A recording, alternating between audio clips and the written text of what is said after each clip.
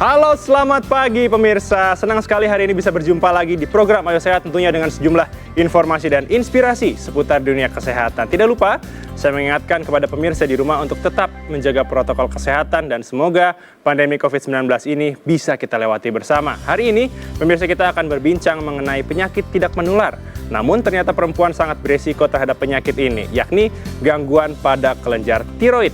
Seperti apa gejala dan penanganannya? Nanti kita simak penjelasan dari dokter spesialis penyakit dalam. Dan hari ini saya juga akan kedatangan seorang tamu, pendiri komunitas Pitta Tosca Indonesia, komunitas pejuang tiroid di Indonesia. Apa saja kegiatan di komunitas ini? Kita mulai Ayo Sehat bersama saya, Elgin Fridianto.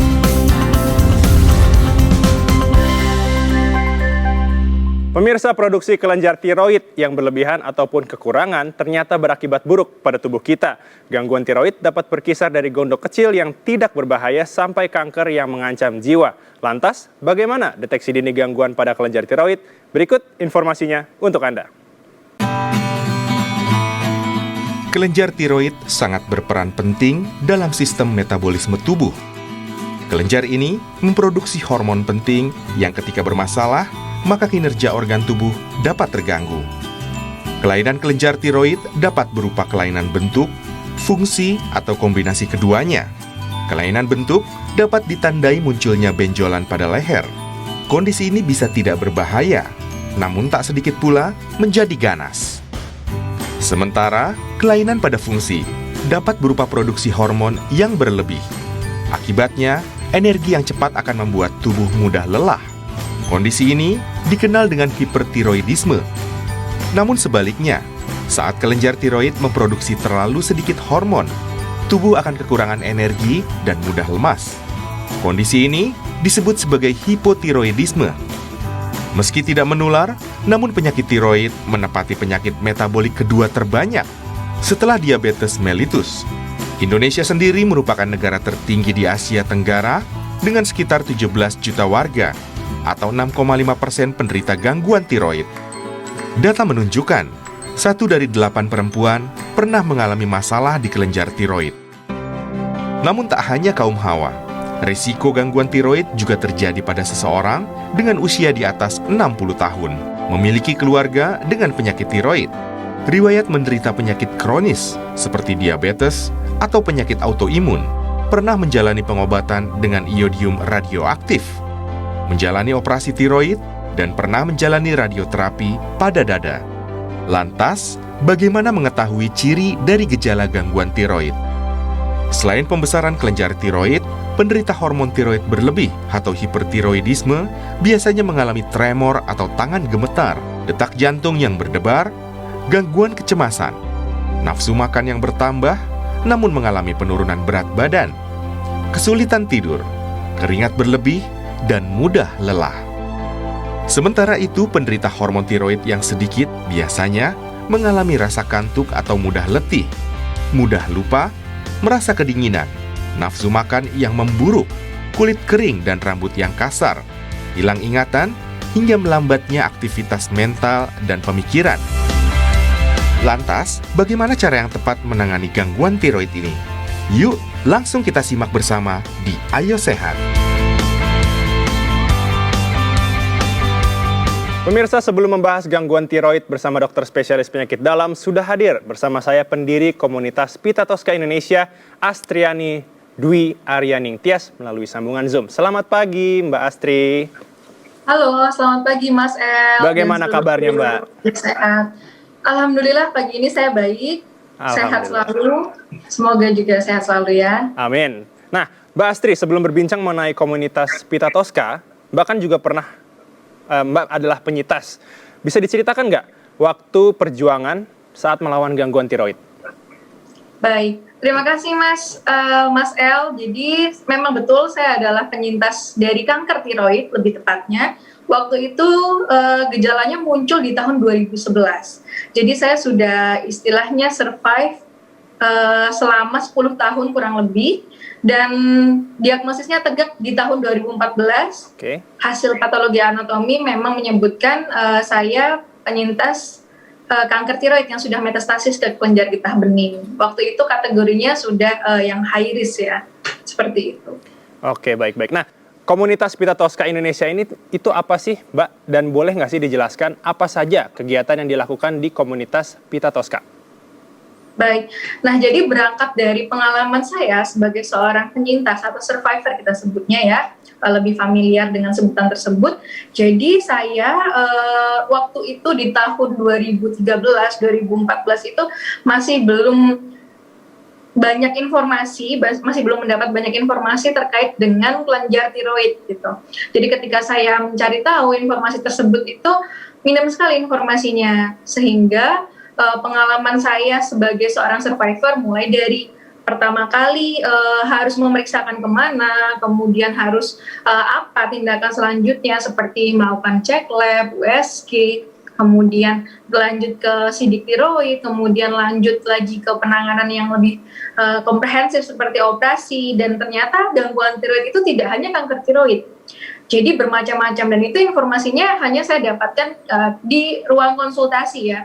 Nah, ketika saya berpikir bahwasannya saya saja sebagai seorang pasien ketika itu kesulitan mendapatkan informasi terkait dengan kelenjar tiroid, khususnya kesehatan tiroid sendiri, ini saya berpikir gitu ya, bagaimana teman-teman penyintas yang lain atau kita sebutnya pejuang tiroid yang lain, padahal informasinya minim, sehingga disitulah semangat saya untuk bangkit sekaligus untuk healing kondisi saya sendiri. Kemudian kita membentuk Pita Tosca, mendirikan dan mulai berangkat dari visi untuk menjadi pusat informasi gangguan tiroid di Indonesia. Mbak Astri, tentu kan berdasarkan data nih, sebenarnya apakah peningkatan pasien gangguan tiroid saat ini meningkat dan bagaimana sih di komunitas Pita Tosca itu sendiri? Tapi jangan dijawab dulu, dijawabnya selesai jeda. Pemirsa, jangan beranjak dulu, ayo saya akan segera kembali usai jeda.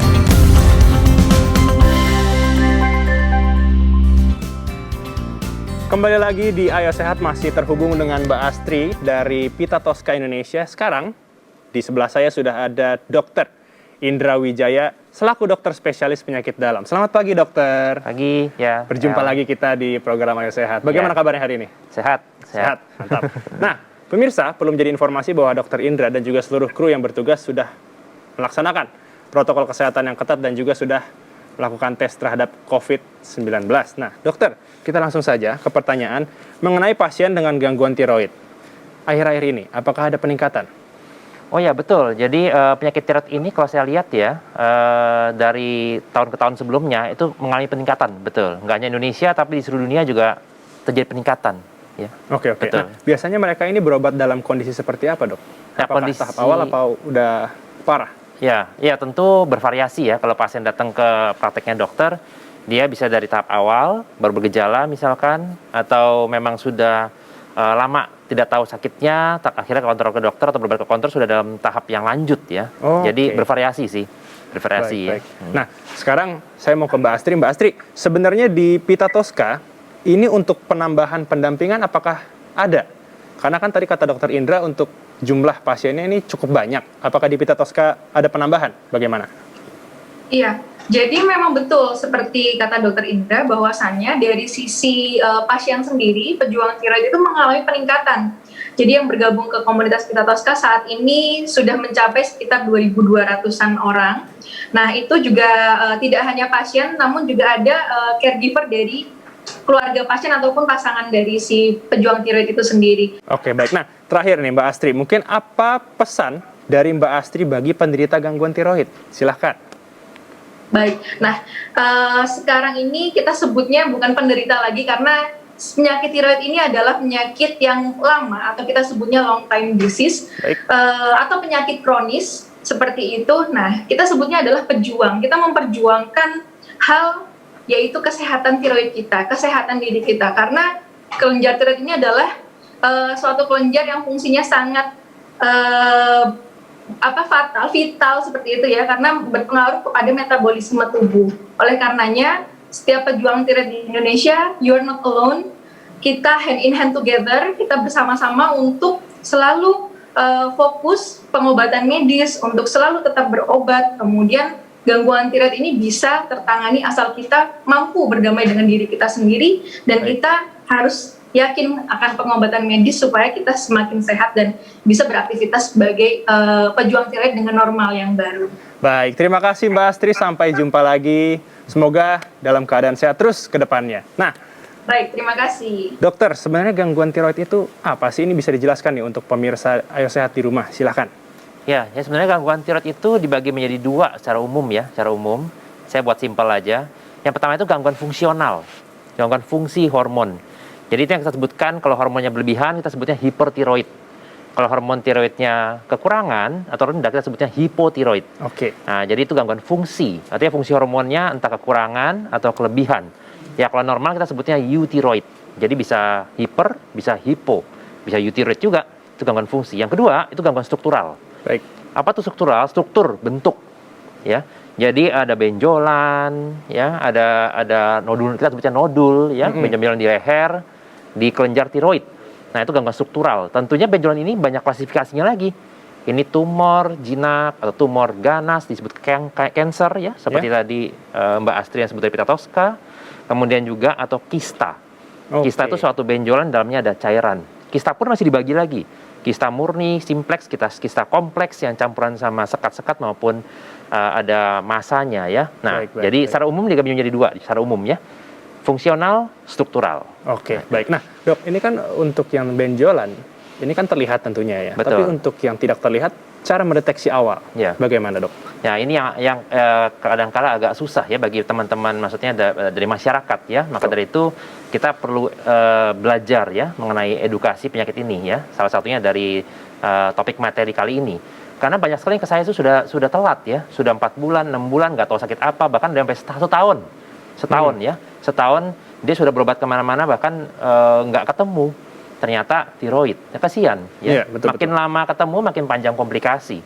Nah, jadi gejalanya untuk yang gangguan fungsional dulu ya, hipertiroid itu sebenarnya lebih mudah. Hiper, hormonnya ketinggian, itu pasien debar-debar. Oh, oke. Debar-debar, tangannya tremor, gemetar, berat badan turun. Ya, berat badan turun ya. Ya, kita duduk kayak begini aja, itu heart rate kita, nadi kita, denyut kita udah kayak orang lari di atas 100. Baik. Ya, ada pasien saya cuma duduk doang 170 kali per menit, 170 loh.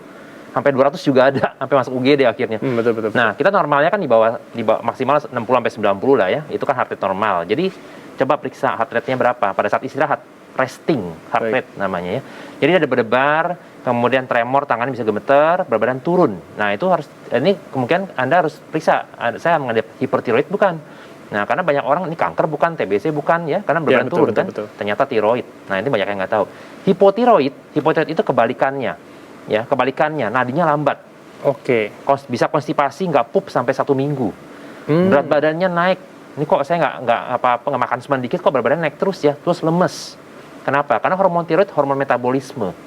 Ya, kalau hipertiroid kelebihan hormon, metabolismenya meningkat. Nah, kalau hipotiroid kekurangan hormon, metabolismenya lambat. Nah, jadi itu hanya kebalikan. Hiper sama hipo itu gejalanya kebalikan sama sekali. Nah, kalau struktural jelas benjolan. Benjolan lebih mudah karena ini kelihatan ya. Pasien langsung berobat. Kalau hiper-hipo, nah ini kadang-kadang kesian. Pasiennya bingung, nih saya sakit apa, nggak cek darah, nggak ke dokter, nggak ketahuan. Jadi harus belajar dan ya segeralah ke dokter untuk pengecekan ya. Lengkap. Oke, nah Dokter Indra, menurut data kaum perempuan ini lebih rentan terhadap gangguan tiroid. Nah, ini mungkin penjelasannya seperti apa, Dok? Ya, betul ya. Jadi prevalensi penyakit tiroid pada wanita itu sekitar 80%. Di mana pria itu 20%, 80% banding 20%, ya. Jadi cukup tinggi ya, cukup tinggi pada perempuan. Kenapa?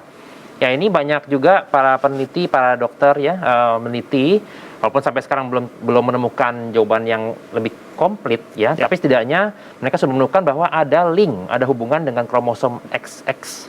Di mana perempuan itu kromosom XX, laki-laki XY. Nah, kromosom XX ini itu ternyata lebih sensitif ya terhadap kita sebutkan sel-sel yang memicu autoimun. Baik. Ya, antibodi autoimun contohnya sel B, sel dendritik ya, antigen presenting cell APC atau TLR, Toll like receptor. Nah, jadi antibodi pada wanita lebih mudah terjadi autoimun dan memang benar penyakit autoimun tidak hanya tiroid itu memang prevalensinya lebih tinggi pada wanita dibanding pada pria. Jadi ada link terhadap kromosom XX.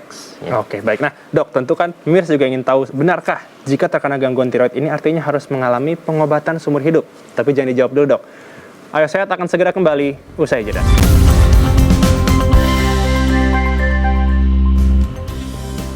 Masih di Ayo Sehat, masih bersama Dr. Indra. Nah, dok, menyambung pertanyaan tadi sebelum jeda. Benarkah saat mengalami gangguan tiroid artinya harus mengalami pengobatan seumur hidup? Dan ini kan lagi pandemi nih, sebenarnya pejuang atau penderita gangguan tiroid ini boleh divaksin nggak? Silahkan. Ya, jadi yang pertama ya, apakah memerlukan obat seumur hidup ya? Nah, balik lagi ke tipe penyakit tiroidnya. Kalau dia tipe autoimun, tadi setelah sebutkan juga oleh Mbak Astri ya, Piatoska, bahwa memang disebut sekarang pejuang tiroid ya, bukan penyakit tiroid, betul. Karena dia butuh long term treatment and long term monitoring. Ya, monitoring. Nah, tentu tergantung penyakitnya. Kalau dia autoimun, contohnya Hashimoto, autoimun hipotiroid, ya, ini obatnya seumur hidup memang. Betul. Karena kelenjar tiroidnya rusak, karena autoimun rusak, dan tidak bisa regenerasi, tidak bisa diperbaiki. Otomatis dia harus minum suplemen, treatment, hormon, seumur hidup. Kalau tidak, banyak sekali komplikasinya. Nah, untuk hipertiroid ini lebih unik ya, karena jarang bisa tanpa obat ya. Bisa jadi tanpa obat? bukan terapi seumur hidup. Oke. Ya, baik itu yang autoimun maupun yang bukan autoimun. Nah, contohnya Graves disease. Graves disease itu penyakit autoimun hipertiroid di mana kita bisa mendapatkan remisi. Remisi artinya bisa lepas obat ya dalam jangka waktu 1,5 sampai 2 tahun. Di buku tertulis seperti itu dan pasien saya sudah banyak yang remisi. Tapi tidak ada istilah sembuh. Nah ini ya, tidak ada istilah sembuh pada autoimun, tapi remisi artinya dia bisa terkontrol tanpa obat. Dan bukan berarti Anda lepas kontrol, tetap nanti dokter akan minta 3 bulan lab darah tanpa obat ya. 3 bulan lab darah, bahkan nanti bisa mundur 6 bulan, 1 tahun. Nah, tapi selama periode terapi antara 1,5 sampai 2 tahun itu harus kontrol teratur sama dokternya supaya imunitasnya stabil atau imunnya teredam dan Anda bisa stop obat. Jadi tergantung tipe penyakitnya. Nah, untuk yang cancer, setelah dioperasi, cancer itu harus operasi angkat semua, namanya total tiroidektomi, angkat semua, ya. Nah, otomatis nggak ada lagi hormon yang dibentuk di kelenjar tiroidnya. Nah, itu yang perlu obat seumur hidup juga. Selain untuk suplementasi hormon, ya, substitusi, tujuan dari hormon tiroksin yang dikasih sebagai pengendali tiroid itu juga untuk menekan tumbuhnya kanker tiroidnya lagi. Nah, jadi tergantung tipenya. Emang ada tipe yang minum obat seumur hidup, ada tipe yang tidak perlu selama periode tertentu ya. Nah, lanjut ke vaksinasi COVID-19 ya pada penyakit tiroid. Untuk yang autoimun yang belum stabil, belum terkontrol, tidak bisa. Tidak bisa. Itu sudah dipublish di Perhimpunan Penyakit Dalam Indonesia ya, PAPDI, bahwa yang stabil bisa. Tapi yang tidak stabil, Anda masih fase kita bilangnya fase akut ya, masih debar-debar, masih labnya amburadul ya, masih jelek. Itu jangan dulu vaksin ya, karena kita masih banyak menunggu data penelitian ya yang sedang berjalan. Kemudian untuk yang cancer ya, untuk cancer tiroid prinsipnya sama, selama dia stabil dan tidak minum obat-obat yang imunosupresan, menekan antibodi ya, itu bisa. Bisa. Jadi sebaiknya supaya tidak menebak-nebak, konsultasikan dulu ke dokter Anda. Ya, dokter tiroid Anda yang Anda berobat, dok saya bisa nggak vaksin. Nah, selama ini pasien saya minta surat dari saya ya, untuk menentukan layak vaksin atau tidak. Jadi vaksinatornya pada saat Anda ke fasilitas yang vaksin COVID tidak tolak. Tidak bingung dan tidak ditolak. Gitu. Baik. Nah, dokter Indra, ini tim Ayo Sehat sudah mengumpulkan beberapa data terkait dengan komplikasi. Nah, komplikasi gangguan tiroid salah satunya ialah adanya penyakit jantung, stroke, tulang rapuh bisa memicu osteoporosis, gangguan penglihatan, pembengkakan, kemerahan pada kulit, dan bahkan ada berpengaruh ke hormon kesuburan. Nah, boleh dijelaskan, dok? Ya betul, kalau kita lihat komplikasi seperti ini, ya itu kelenjar gondok ya, memang ternyata betul tadi Mbak Astri bilang ini suatu organ yang vital, betul ya, vital. Kenapa? Karena dia ternyata hormon tiroid ini banyak sekali mengatur metabolisme tubuh, ya, baik dari atas ya sampai ke bawah, yaitu masalah kesuburan. Jadi jantung pun kita bisa berdetak itu karena ada hormon tiroid. Maka itu hipertiroid debar-debar, ya kan? Sedangkan hipotiroid nadinya lambat, di bawah 60 kali per menit. Kita sebutnya bradikardi, ya. Jadi sudah kelihatan dari gejalanya. Kelebihan hormon, nadinya debar-debar, denyut jantungnya, kekurangan hormon, denyut jantungnya lambat. Nah, dia bahkan mengatur jantung, maka itu tadi ada komplikasi sebutkan ya, penyakit jantung dan sebagainya. Kita Betul. sebut thyroid heart disease, penyakit jantung tiroid. Kemarin ada pasien saya tuh sampai kaki bengkak, ininya sampai bengkak ya, itu karena dia telat berobat ya. Oke. Akhirnya ya kita obati. Irama jantungnya pun bisa nggak teratur iramanya. Nah, kalau gangguan komplikasi kesuburan? banyak. Nah, kesuburan ini betul ya, karena dia juga ya sama ya, intinya mengatur hormon metabolisme tubuh ya, sehingga banyak sekali teman sejawat dokter kebidanan atau kandungan yang banyak mengirim juga pasien tiroid ke saya untuk diperbaiki dulu hormon tiroidnya, baru bisa supaya tidak mengganggu kesuburan, terutama untuk yang mau punya anak ya, masalah infertilitas. Dokter kebidanan bagian konsultan infertilitas itu banyak sekali kirim pasien ke saya ya, untuk stabilkan hormon tiroidnya, kemudian baru program fertilisasi, IVF dan sebagainya, bayi tabung dan sebagainya, itu pengaruh ya. Baik. Jadi hormon ini sangat vital, tidak hanya jantung dan sebagainya, tapi juga masalah kesuburan itu juga terpengaruh ternyata. Oke, baik. Nah, Dokter Indra, ini mungkin terakhir ya, pesan dari Dokter Indra untuk pemirsa di rumah, tentunya agar terhindar dari gangguan tiroid atau mungkin bagi pejuang gangguan tiroid. Silahkan. Ya kalau untuk tiroid, nah kalau ditanya penyebabnya, ya memang sebagian besar untuk yang gangguan fungsional itu kita harus lihat ya, banyaknya sih autoimun ya. Nah ini balik lagi penyebabnya ada genetik ya, diturunkan dari family trait dan juga pola hidup yang tidak sehat. Baik. Penyakit rata-rata di dua ini ya, rata-rata apapun penyakit Anda selalu didasarkan oleh genetik dan pola hidup yang tidak sehat. Jadi harus dilihat ya di keluarganya ada nggak penyakit tiroid, kemudian jaga pola hidup Anda. Nah kemudian sama seperti tumor, cancer yang ada benjolan ya, itu juga sama, dasar penyakitnya seperti itu ya. Oke. Nah cara mencegahnya ya balik lagi ke pola hidup yang sehat saya rasa, karena genetik kita nggak bisa utak-atik ya. Betul. Kita nggak bisa mengutak-atik apa yang sudah dalam lahir udah ada gitu. Betul. Tapi kita bisa menjaga supaya tidak muncul. Nah kalau sudah muncul, tentu saran saya cepatlah Anda berobat ya, supaya tidak masuk ke komplikasi tahap yang lebih lanjut. Baik. Ya apalagi cancer sampai menyebar itu harus cepat-cepat ya diatasi ya. Oke. Ya, semua bisa diobati, semua bisa di-maintain dengan baik selama tidak telat dan kontrol ke dokternya. Begitu Mas Oke, El. baik. Dokter Indra, terima kasih untuk informasinya. Semoga informasi ini berguna bagi pemirsa Ayo Sehat yang ada di rumah. Usai sudah 30 menit, saya dan Dokter Indra menemani pemirsa Ayo Sehat di rumah di program Ayo Sehat hari ini. Tetap saksikan program Ayo Sehat setiap hari Senin hingga hari Jumat pukul 10.30 waktu Indonesia bagian Barat, hanya di Kompas TV, independen, terpercaya. Saya Algin Fredianto bersama Dokter Indra, pamit undur diri. Tetap jaga protokol kesehatan dan tetap jaga kesehatan. Sampai jumpa.